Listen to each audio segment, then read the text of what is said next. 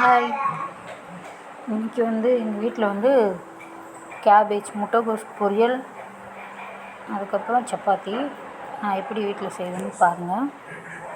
First pan வச்சு oil போட்டு கடுகு சீரகம் போட்டு அது இதுவான பேர் கருவேப்பிலை போட்டு அதுக்கப்புறம் காஞ்ச மிளகாய் போட்டுட்டு நல்லா அதை கொஞ்சம் வதக்கிட்டு அதுக்கப்புறம் பூண்டு போடணும். தட்டி வச்ச பூண்டு நல்லா ஃப்ரை பண்ணிவிட்டு அதுக்கப்புறம் ஆனியன் வெங்காயம், நான் ஒரு முழு வெங்காயம் வெட்டி வச்சுருக்கேன்.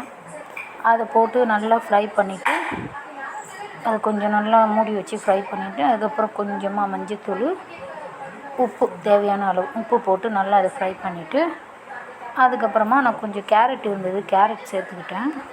கோஸ் கேரட் நல்லா கட் பண்ணி வாஷ் பண்ணி வச்சுருக்கேன்.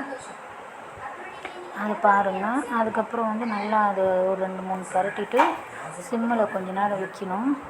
வச்சுட்டு அதுக்கப்புறம் தண்ணி ஊற்றாமல் செய்யணும். ஆனால் நான் இதில் கொஞ்சம் ஒரு அரை கிளாஸ் 1/4 கிளாஸ் இருக்கும் கொஞ்சம் தண்ணி ஊற்றிக்கிட்டேன். ஏன்னா கோஸ் கொஞ்சம் அதிகமாக இருக்கு இல்லையா, அதனால் ஊற்றிட்டு நல்லா மிக்ஸ் பண்ணி உப்பு பார்த்துட்டு மூடி வச்சுட்டேன். அதுக்கப்புறம் ரெடி ஆகிடுச்சு. ரெடி ஆகிட்டு இன்றைக்கி சப்பாத்தி. நான் எப்போவுமே எல்லா டிஷ்லேயும் கொத்தமல்லி போடுவேன். கொத்தமல்லி எனக்கு ரொம்ப பிடிக்கும்.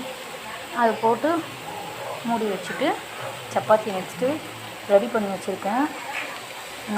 என் வீட்டுக்கார் வந்த பிறகு தான் சப்பாத்தி செய்யணும். ஏன்னா பாப்பா இருக்கா, குட்டி பாப்பா. ரெடி பண்ணி வச்சுருக்கேன். அடுத்த வீடியோவில் பார்க்கலாம். பாய்.